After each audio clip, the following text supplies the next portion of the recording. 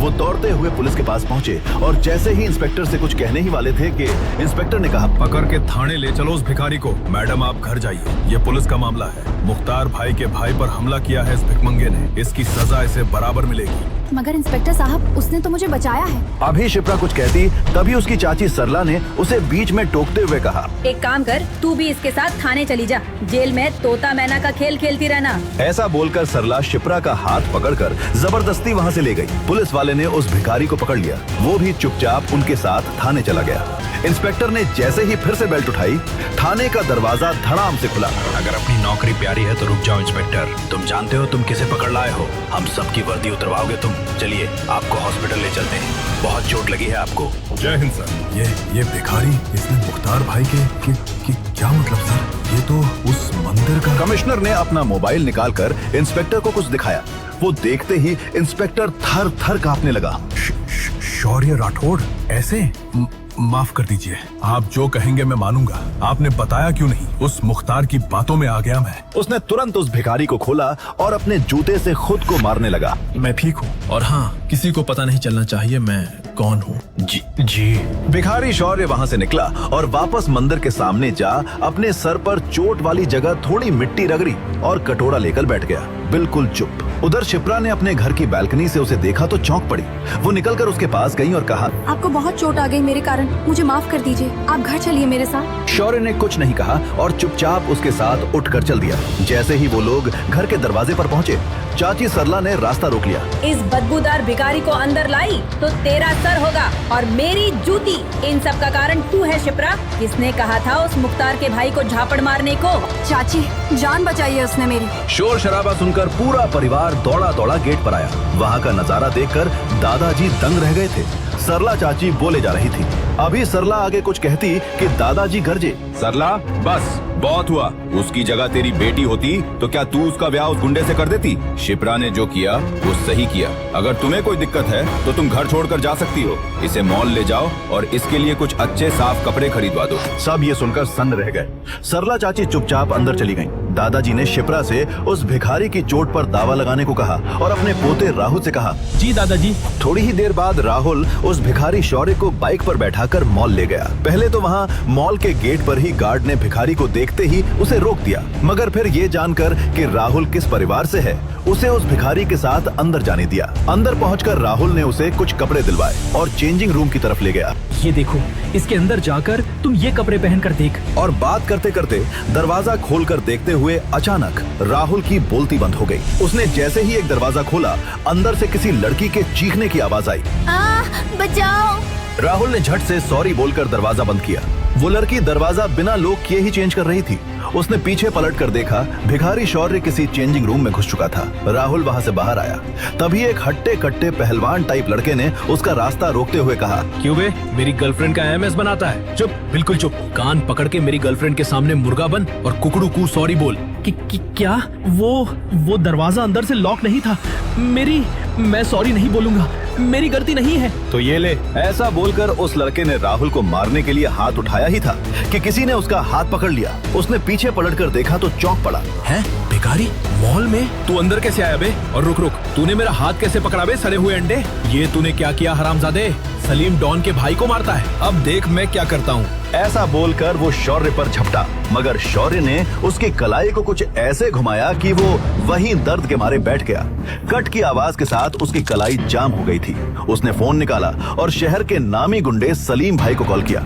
सलीम का नाम सुनते ही उस मॉल में अफरा तफरी मच गई। सब वहाँ से भागने लगे, मगर शौर्य वैसे ही वहीं खड़ा रहा। सलीम भाई, एक भिखमंगे ने मुझ पर हाथ उठाया, उसको ऊपर उठाने का है। शौर्य चुपचाप वहाँ खड़ा रहा। राहुल की तो टांगे कांप रही थी। वो पसीने में नहा गया था। थोड़ी ही देर बाद वहाँ गुंडों से भरी गाड़ी आई और उसमें से उतरा खूंखार डॉन सलीम। आते ही उसने एक फायर किया और उसके गुंडों ने वहां घुसते ही शौर्य पर हमला कर दिया। मगर फिर वहां का सीन देखकर उन सब की आंखें बाहर निकल आई। 10 सेकंड में 10 गुंडे वहां जमीन पर पड़े धूल चाट रहे थे। सलीम भाई को अपनी आंखों पर भरोसा नहीं हुआ। वो उस भिखारी शौर्य के पास गया और कहा, तेरी हिम्मत कैसे हुई बे मेरे आदमियों पर हाथ उठाने की? नहीं नहीं नहीं, मैं तुझे मारकर अपने हाथ गंदे नहीं करूंगा। मैं तो इस लड़के को 6 इंच छोटा करूंगा। ऐसा बोलकर उसने वहीं खड़े राहुल को पकड़ लिया और उसकी गर्दन पर चाकू रख दिया। मगर तभी जो हुआ वो देखकर राहुल को अपनी आंखों पर भरोसा नहीं हुआ। अब तक जिस भिखारी जीजा को वो गूंगा समझता था वो बोला, सलीम, मुझे तुमसे कुछ बात करनी है। मुझसे तू बात करेगा? तुझ जैसे भिखमंगे पर मैं थूकूं भी नहीं। नहीं सुनेगा तो तेरा ही नुकसान होगा। सलीम ने कुछ सोचा और कहा, अच्छा ठीक है, बोल। ऐसे नहीं, तेरे कान में। अबे ओए, खेल चल रहा है क्या इधर? ये लड़का तो गया, उसके बाद कुछ हुआ तो उसका जिम्मेदार मैं नहीं होऊंगा। सलीम सोच में पड़ गया, फिर बोला, ठीक है, आप बोल कान में। भिखारी शौर्य उसके पास गया और उसके कान में कुछ कहा। वो बात सुनते ही सलीम के हाथ पैर सुन्न हो गए। राहुल उसके हाथ से छूट गया। वो अपने भाई की तरफ मुड़ा और कहा, जावेद भाई, अपनी गर्लफ्रेंड को बोल इनके सामने मुर्गी बनकर कुकड़ू को सॉरी बोले। ऐसा बोलकर वो डर के मारे वहीं बेहोश हो गया। सब ये नजारा देखकर हैरान थे। वो हत्ता कट्टा लड़का जावेद, जो अब तक अपने डॉन भाई के नाम पर उछल रहा था, पसीने पसीने हो गया था। शौर्य ने राहुल का हाथ पकड़ा और वहां से निकल गया। बीच रास्ते में राहुल ने उससे पूछा, वो इतना बड़ा डॉन सलीम, क्या कहा तुमने उसके कान में कि वो घबरा गया? शौर्य उसका सवाल सुनकर भी चुप रहा और सामने की तरफ देखता रहा। राहुल ने फिर कहा, देखो अब ये सब नाटक करके कोई फायदा नहीं, मुझे पता है तुम बोल सकते हो। शौर्य ने राहुल के सवाल का जवाब दिए बिना कहा, घर में किसी को भी इस घटना के बारे में मत बताना। क्या मतलब? मैं तुमसे कुछ पूछ रहा हूँ, तुमने ये सब कैसे किया? क्या कहा तुमने उस डॉन को कि वो रोने लगा? वो सब छोड़ो, तुम्हें पता है ना सलीम भी मुख्तार का ही आदमी है। अगर तुमने घर में इस घटना के बारे में बताया तो लोग समझेंगे मुख्तार के लोग तुम्हारे परिवार के पीछे पड़े हैं और फिर तुम्हारा कहीं भी निकलना बंद भी करवा सकते हैं। नहीं, मुझे अपनी आजादी प्यारी है, मैं किसी से कुछ नहीं कहूँगा। जब वो लोग घर पहुंचे तो सबने उसे उन्हीं भिखारी वाले कपड़ों में देखा तो चौंक पड़े। दादाजी राहुल को डांटने लगे। तभी शौर्य बोला, उसकी कोई गलती नहीं है, वहाँ मॉल में मुझे घुसने ही नहीं दिया। वैसे भी मैं अच्छे कपड़े पहनूंगा तो कोई मुझे भीख नहीं देगा। भिखारी जमाई शौर्य को बोलता देखकर राहुल को छोड़कर बाकी सारे लोग हैरान रह गए। शिप्रा ने चौंक कर पूछा, तुम बोल सकते हो? तो तुम शादी के दिन गूंगे क्यों बने हुए थे? वो मुख्तार के सामने आप जैसे बड़े लोग कुछ नहीं पा रहे थे, तो मैं तो एक भिखारी हूँ। अचानक मेरे साथ जो हुआ उससे मेरा दिमाग सुन पड़ गया था। उसकी ये बात सबको सही लगी। आखिर एक भिखारी मुख्तार जैसे डॉन के सामने क्या बोल सकता था? तभी दादाजी बोले, ठीक है, सारा शहर जान चुका है शिप्रा की शादी तुम जैसे भिखारी से हुई है। हम तुम्हें मंदिर में भीख मांगने के लिए नहीं छोड़ सकते। तुम यही रहोगे, हमारे नौकरों के कुछ पुराने कपड़े होंगे, तुम वही पहन लो। ये सब सुनकर शिप्रा की माँ और चाची ने बुरा सा मुंह बना लिया। मगर पिताजी, ये भिखारी हमारे घर में। जब तक शिप्रा तलाक के लिए मान नहीं जाती, हमें ये करना ही होगा। ये नौकरों के साथ रहेगा, बाहर किसी को कुछ पता नहीं चलना चाहिए। दादाजी की बात सबको माननी ही पड़ी। वो भिखारी हस्बैंड शौर्य वही शिप्रा के घर के नौकरों के कमरे में रहने चला गया। अगली ही सुबह शिप्रा अपने फोन पर पैनिक होकर किसी से बात करते हुए निकली। नहीं अनिश, तुम ऐसा नहीं कर सकते।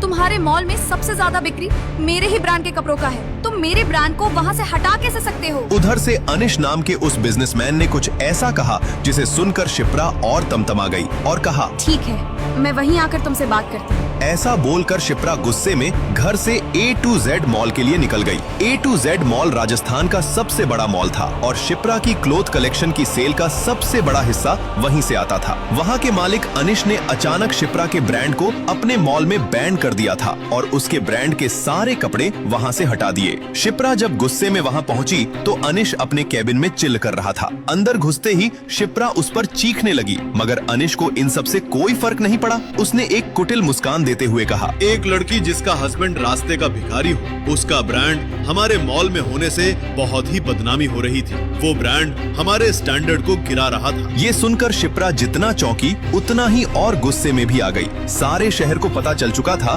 बलवंत राय की पोती की शादी एक भिखारी से करवा दी गई थी। वो गुस्से में बोली, मेरी प्राइवेट लाइफ से मेरे ब्रांड का क्या लेना देना? मेरा ब्रांड इतना पॉपुलर है, कपड़े इतने अच्छे हैं कि मार्केट में आते ही खत्म हो जाते हैं। तुम उसे ऐसे किसी बेकार के कारण से यहाँ से नहीं हटा सकते। आखिर तुम चाहते क्या हो? अनीश ने ऊपर से नीचे तक शिप्रा को गंदी नजरों से देखा और कहा, वैसे एक रास्ता है। कौन सा रास्ता? वो रास्ता मेरे बेडरूम से होकर जाता है। ये सुनते ही शिप्रा सर से पांव तक कांप उठी। वो तमतमाते हुए आगे बढ़ी और अनीश को एक जोर का झापड़ लगाया। अनीश गुस्से में आ गया मगर मुस्कुराते हुए कहा, अरे जाने मन, सिर्फ तुम्हारे ब्रांड को जरा ही नहीं बल्कि इसके बदले मैं तुम्हें पैसे भी दूंगा। ऐसा बोलकर अनीश ने अपनी जेब से 1 रुपए का सिक्का सिक्का निकाला और शिप्रा की तरफ फेंक दिया। एक भिखारी की बीवी के लिए 1 रुपया तो काफी होगा।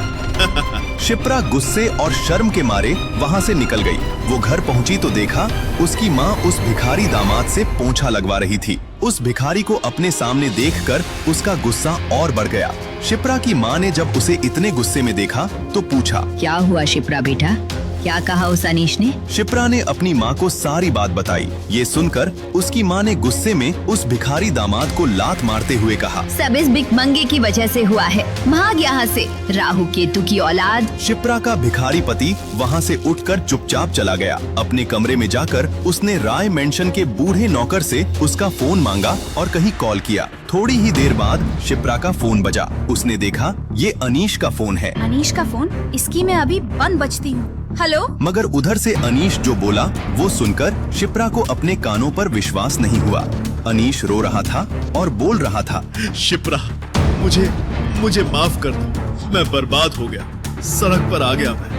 क्या किया तुमने मेरे साथ? शिप्रा कुछ समझ नहीं पा रही थी। अनीश ये सब क्या बोल रहा है? अभी वो कुछ बोलती उसके पहले ही शिप्रा को फोन पर अनीश की पिटाई की आवाज सुनाई दी और फिर फोन कट गया। उसने जल्दी से टीवी ऑन करके न्यूज लगाया। उसमें ब्रेकिंग न्यूज देखकर वो चौंक पड़ी। Breaking news! आज अचानक राजस्थान के सबसे बड़े मॉल A to Z के शेयर्स 0 रुपए पर आ गए और अगले 2 सेकंड में ही ऑल्को बिग बुल मॉल्स लिमिटेड ने उसे सिर्फ 1 रुपए में खरीद लिया।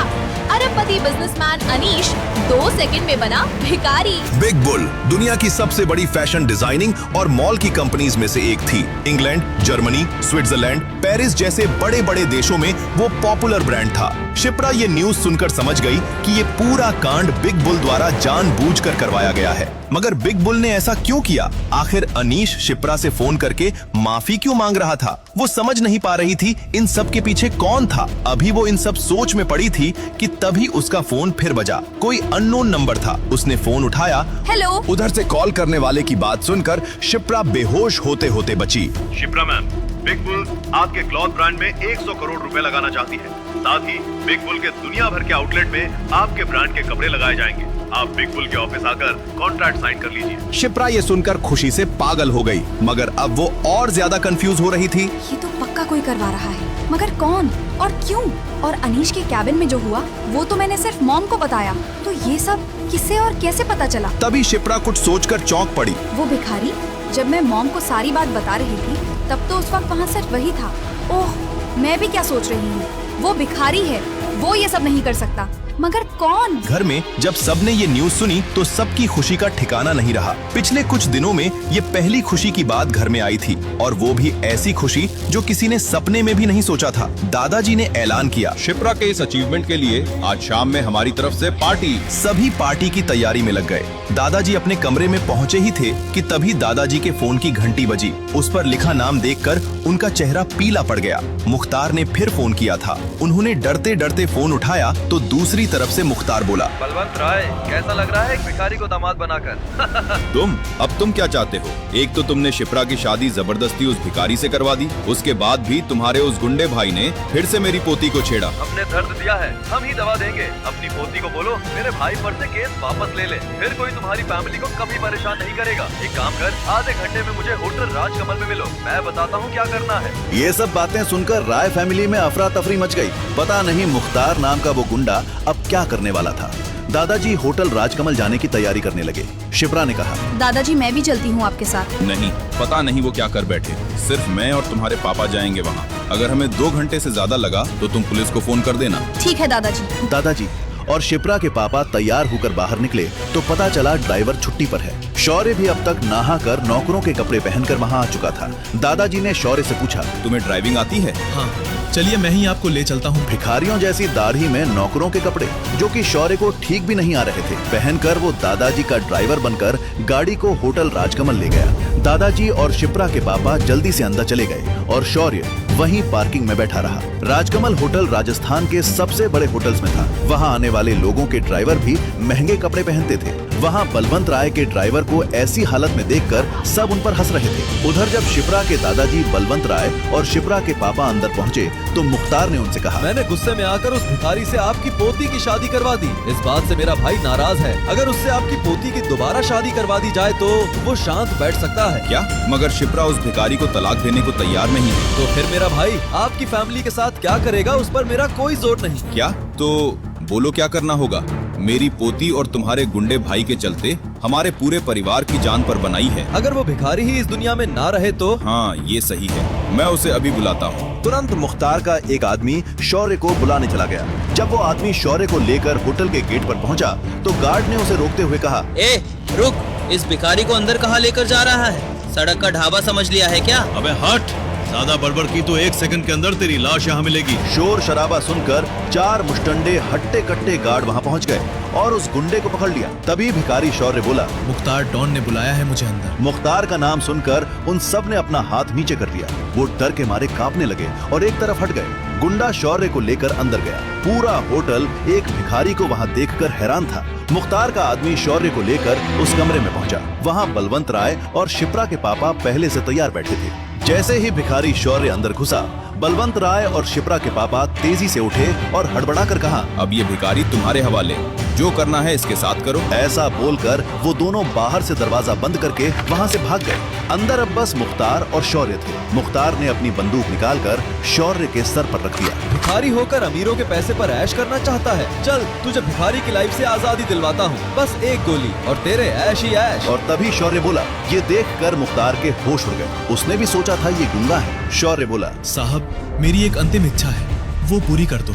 मुझे बस एक फोन करने दो। अच्छा, तेरे पास भी फोन करने के लिए रिश्तेदार हैं? सही है भाई, चल कर ले अपनी अंतिम इच्छा पूरी। ऐसा बोलकर मुख्तार ने अपना फोन भिखारी शौर्य को दे दिया। शौर्य ने फोन लिया और एक नंबर डायल किया और बस एक मिस कॉल देकर फोन कट कर दिया। मुख्तार ये देखकर हंसने लगा। अबे ये तुझ जैसे भिखमंगे का फोन नहीं है कि मिस कॉल दे। मुख्तार डॉन का फोन है, मुख्तार डॉन का। कर ले बात, तेरे पास बस 1 मिनट है। अभी मुख्तार डॉन अपनी बात भी पूरी नहीं कर पाया था कि तभी वहाँ आसमान में हेलीकॉप्टर्स की आवाज गूंजने लगी। होटल के सामने धुल का गुबार छा गया। मुख्तार चौंक पड़ा। हेलीकॉप्टर्स! ये किसने बुलाया? ए भिखारी, किसे मिस कॉल दिया था तूने? कौन है तू? शौर्य अपनी जगह पर खड़ा होकर मुस्कुरा रहा था। क्या सच में वो हेलीकॉप्टर भिखारी शौर्य के लिए आए हैं? क्या सच में शौर्य के मिस कॉल का कोई संबंध है उन हेलीकॉप्टर से? क्या शौर्य जो दिखता है वो है नहीं? कौन है वो? क्यों भिखारी बनकर रहता है? क्यों उसके लिए कमिश्नर से लेकर मुख्यमंत्री तक बिछे रहते हैं? क्या बिग बुल कंपनी का शिप्रा को ऑफर और शौर्य के एक फोन कॉल का कोई संबंध है? सलीम डॉन से मॉल में क्या कहा था उसने कि वो डर के मारे कांपने लगा? क्या शौर्य शिप्रा के दादाजी और उसके पापा से बदला लेगा या नहीं? क्या होने वाला है आगे की कहानी जानने के लिए देखें अगला एपिसोड सिर्फ पॉकेट एफएम के YouTube चैनल पर। और बेगर हस्बैंड के सारे एपिसोड्स को सुनने के लिए डिस्क्रिप्शन में दी लिंक से डाउनलोड करें पॉकेट एफएम ऐप।